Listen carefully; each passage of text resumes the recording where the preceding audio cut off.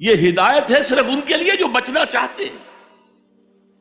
جسے کانٹ نے کہا ہے مورل لا ود ان. اس نے کہا کہ وجود ہستی کے دو دلیلیں ہیں سب سے بڑی. The starry heavens above and the moral law within. ہمارے اندر مورل لا ہے. یہ اچھا ہے، یہ برا ہے، یہ خیر ہے، یہ شر ہے، یہ مورل لا ہے اندر.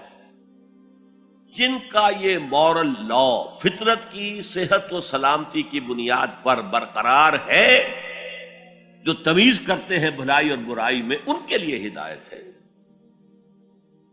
اولاً وہی آتے ہیں سلیم الفطرت لوگ، ابو بکر اور عثمان رضی اللہ تعالی عنہما، والذین اتبعوہم بإحسان. پھر کچھ لوگ ان کے پیچھے پیچھے بھی آتے ہیں. ایک نمونہ دیکھ لیا، کچھ لوگ بڑھ رہے ہیں، یہ دوسرے درجے کے لوگ ہیں. قرآن مجید میں درجہ بندی بیان کی گئی ہے. السابقون الاولون من المہاجرین والانصار والذین اتبعوہم بإحسان رضی اللہ عنہم ورضوا عنہ. تو یہ سابقون الاولون جو ہیں وہ سلیم الفطرت، وہ سلیم العقل انسان ہیں جو ان چیزوں تک پہنچ چکے ہیں. البتہ ابھی یقین کی دولت جو ہے حاصل نہیں ہوئی، اور یہی نقشہ کھینچا گیا ہے حضور کا وَوَجَدَكَ ضَالًّا فَهَدَىٰ. ضال کا ترجمہ جو ہے گمراہ بھی کر دیا جاتا ہے. ضال اسے بھی کہتے ہیں کہ کوئی شخص کسی کے عشق میں دیوانہ ہو جائے، اور ضال وہ بھی ہے جو ابھی حق کی تلاش میں سرگرداں ہے. تو جو غور و فکر غار حرا میں ہو رہا تھا، حدیث میں آتا ہے تحنسو یتحنسو فی، جا کر آپ وہاں عبادت کرتے تھے. تو وہ عبادت کیا تھی؟ کان صفت تعبدہ فی غار حرا التفکر والاعتبار. غار حرا میں آپ کی عبادت کی صفت کیا تھی؟ غور و فکر کہ کائنات کیا ہے. وہی جس سے فلسفی، جن کوسچن سے فلسفی گریپل کر رہا ہوتا ہے، دو دو ہاتھ کر رہا ہوتا ہے، وہی حضور اس سارے فکر کے مراحل سے گزرے ہیں اور قریب پہنچ گئے ہیں. تو دروازے پر دستک دی ہے، دروازہ کھلا ہے. وَوَجَدَكَ ضَالًّا فَهَدَىٰ. پردے اٹھا دیے اور ہدایت دے. اچھا، یہ تو آپ کے سامنے تعلق جو ہے ایمان کا عقل و فطرت کے ساتھ میں سمجھتا ہوں کہ کسی نہ کسی درجے میں واضح ہو. اب میں آپ کو اس کا سنتھسس بتاتا ہوں. یہ عقل و فطرت جو ہے اللہ کو پہچاننا کلیتاً فطرت پر مبنی ہے. انسان کی فطرت میں، اس کی روح میں اللہ کی معرفت، اللہ کی محبت موجود ہے. اس پر ظہول کے پردے پڑ گئے ہیں، تم ادھر متوجہ ہی نہیں ہوتے. تم نے کبھی اپنے قلب کی گہرائیوں میں اتر کر دیکھا ہی نہیں. تم تو باہر کی دنیا میں مگن ہو، مادی دنیا میں لگے ہوئے. کچھ تو بقول شاہ ولی اللہ وہ حیوانیت کی سطح پر آ جاتے ہیں بیچارے. صبح سے شام تک کی کمر توڑ دینے والی محنت کے بعد بھی ان کی بنیادی ضرورتیں زندگی کی پوری نہیں ہوتی. وہ کیا کسی سے لو لگائیں گے، کیا خدا کو یاد کریں گے. کاد الفقر ان یکون کفرا. یہ فقر اور احتیاج اور مفلسی تو انسان کو کفر تک پہنچا دیتا. حضور کی حدیث. تو تم ادھر متوجہ ہو، ہماری طرح متوجہ نہیں ہوتے. حضرت ابراہیم کا قول کیا تھا؟ انی وجہت وجہی للذی فطر السماوات والارض حنیفا وما انا من المشرکین. اور یہ نماز کا افتتاح بھی ہے. انی وجہت وجہی، میں نے اپنا رخ سیدھا کر لیا ہے اللہ کی طرف، حنیف یکسو ہو کر، دائیں بائیں کوئی میری توجہ نہیں جا رہی. یہ ہے در حقیقت اس عبادت کا تقاضا، جو کہ شکر کا لازمی نتیجہ. اب اس کا سنتھیسس دیکھیے. میں نے کہا کہ سب سے پہلے ایمان باللہ وہ کلیتاً فطرت پر ہے. اسی لیے کانٹ نے یہ ثابت کیا، ایک کریٹیک آف پیور ریزن، اس کی کتاب جس نے ہنگامہ پیدا کر دیا تھا پورے یورپ میں. اس وقت تک کرسچینٹی ڈومیننٹ تھی اور مذہب ایک اہم عنصر تھا انسانی زندگی کا. اس نے کہا اللہ کے وجود کے لیے جتنے منطقی دلیلیں دی گئی ہیں سب غلط ہیں، میں سب کو کاٹ کر دکھاتا ہوں. جیسے ہم کہتے ہیں لوہے کو لوہا کاٹتا ہے، منطق نے منطق کو کاٹ دیا. There is no logical reason to prove the existence of God. A critique of pure reason، میں نے کہا تھا پیور ریزن، عقل خالص جو فطرت سے رہنمائی نہیں لے رہی. وہ فلسفہ جو ہے اس کی منزل کیا ہے؟ ایگنوسٹسزم یا اسکیپٹسزم، لا ادریت یا ارتیابیت. پھر اس نے ایک کتاب لکھی بعد میں، کریٹیک آف پریکٹیکل ریزن. اس نے کہا کہ عملی طور پر انسان اخلاق حسنہ اختیار کر ہی نہیں سکتا جب تک کہ خدا کو نہ مانے. یہ نیسیسٹی ہے انسان کو کہ مانے. علامہ اقبال نے اس کو تسلیم کیا ہے، کانٹ کے اس دعوے کو. وہ ان کی کتاب ہے reconstruction of religious thought in Islam, کہ کوئی منطقی دلیل خدا کے وجود کو ثابت نہیں کر سکتی. متکلمین نے کوششیں کی ہیں لیکن دلیل دلیل کو کاٹ دیتی ہے، منطق منطق کا توڑ کر دیتی ہے. وہ صرف قرآن نے لفظ آیت استعمال کیا جو میں نے بیان کیا تھا. اس کائنات میں ہر شے اللہ کی نشانی ہے. جیسے آپ کو اپنے کسی دوست کی دی ہوئی کوئی شے دیکھتے ہی دوست یاد آ جاتا ہے، ایسے ہی آفاق و انفس میں اللہ کی نشانیاں ہیں. تمہارے اندر بھی اللہ کی نشانیاں ہیں. ذرا توجہ تو کرو، آفاق کو دیکھو، کھول آنکھ، فلک دیکھ، زمین دیکھ، فضا دیکھ.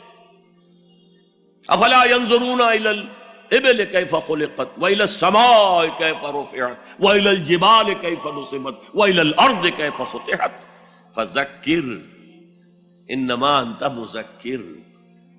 کیا یہ دیکھتے نہیں، غور نہیں کرتے اونٹ کو کیسے پیدا کیا گیا، کتنا اپنے ماحول کے ساتھ مناسبت رکھتا ہے.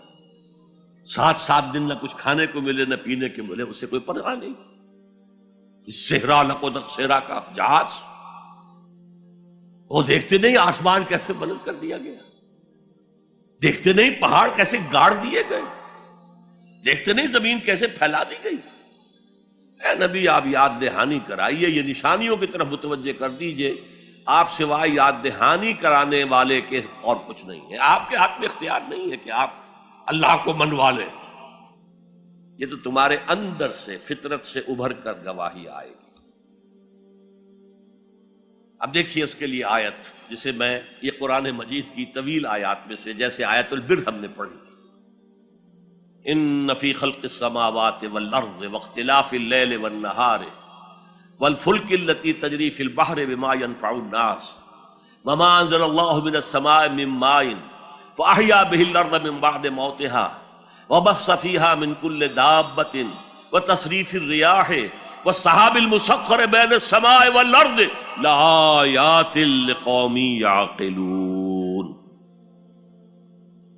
یقیناً آسمان اور زمین کی تخلیق میں، رات اور دن کے الٹ پھیر میں، اس کشتی یا جہاز میں کہ جو ایسا سامان لے کر چل رہی ہوتی ہے جو لوگوں کو نفع پہنچاتی ہے، اور وہ جو اللہ نے آسمان میں سے پانی اتارا اور اس سے زمین کو اس کی موت کے بعد زندہ کر دیا اور زمین میں پھیلا دیے ہر طرح کے جاندار، اور یہ ہواؤں کا چلنا اور یہ بادل جو مسخر ہے زمین و آسمان کے مابین، ان میں سے ہر ایک نشانی ہے، پہچانو.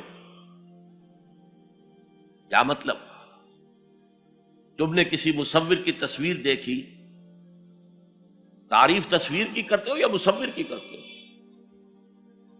مصور کا کمال ہے، تصویر میں کیا ہے؟ ہاں وہ اپنے منہ سے بول رہی ہے، اپنی زبان حال سے اپنے بنانے اپنے مصور کی تعریف کر رہی ہے. تو کائنات کا ذرہ ذرہ اللہ تعالیٰ کی نشانیوں پر ہے. شیخ سعدی نے کہا، بڑا پیارا شعر ہے، برگ درختان سبز در نظر ہوشیار ہر ورق دفترست از معرفت کردگار. یہ جو سبز درختوں کے پتے ہیں، ایک نگاہ ہوشیار جو کہ ان کی حقیقت کو پہچان سکے، اس کے نزدیک ہر پتا معرفت کردگار کا ایک بہت بڑا دفتر ہے۔ اور آج ہمیں معلوم ہے ہر پتا ایک فیکٹری ہے، فوٹو سنتھسس کا عمل اس میں ہو رہا ہے، سورج کی انرجی کو جذب کیا جا رہا ہے۔ برگ درختان سبز در نظر ہوشیار، ہر ورق دفتر است از معرفت کردگار۔ تو جو آیت میں نے آپ کو سنائی اسے میں نے نام دیا ہے آیت الآیات۔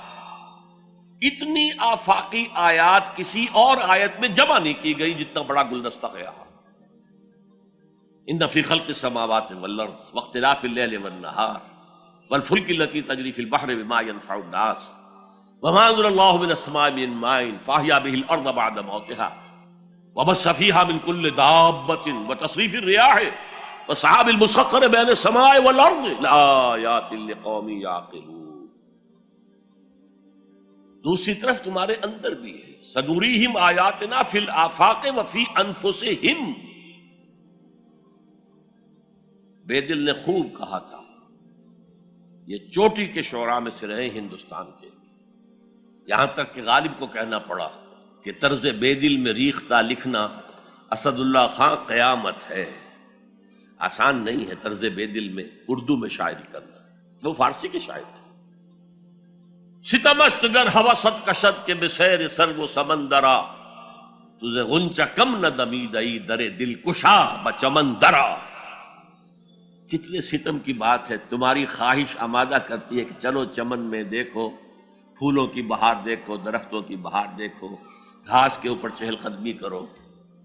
ارے تم خود ایک پھول سے زیادہ کھلے ہوئے ہو۔ کبھی اپنے دل کا دروازہ کھول کر اس میں داخل ہو کر اپنے حسن معنوی کا مشاہدہ کرو۔ ستمست گر ہوست کشد کہ بے سیر سر و سمندرا تجھے غنچہ کم نہ دمیدئی، دمکتا ہوا غنچہ ہو تم خود در دل کشا بچمندرا۔ آیات الہیہ اندر بھی موجود۔ اچھا، ان آیات کے ذریعے سے اللہ کی پہچان ہو گئی، اللہ یاد آ گیا، تھا اندر موجود، اللہ کی علم اور معرفت موجود تھی، پردے آ گئے تھے، ظہور تھا۔ یا جیسے ایک جگہ کہا گیا کلا بل رانا علی قلوبہم، ان کے دلوں کے اوپر جو بھی بدکاریاں وہ کرتے رہے ہیں اس سے زنگ لگ گیا، حجابات آ گئے۔ شیخ علی حجویری رحمت اللہ علیہ، جنہیں داتا گنج بخش کہا جاتا ہے، اگرچہ یہ لفظ نہیں کہنا چاہیے، انہوں نے کتاب کا نام کیا رکھا؟ کشف المحجوب۔ جو پردے میں آیا ہوا ہے، اوٹ میں آیا ہوا ہے، اسے کھولنا۔ تم اوٹ میں ہو، تمہارے اندر موجود ہے اللہ کی معرفت۔ البتہ اس کا ایک نتیجہ یہ نکلنا چاہیے، اب تمہارے لیے محبوب ترین ہستی اللہ ہو جائے۔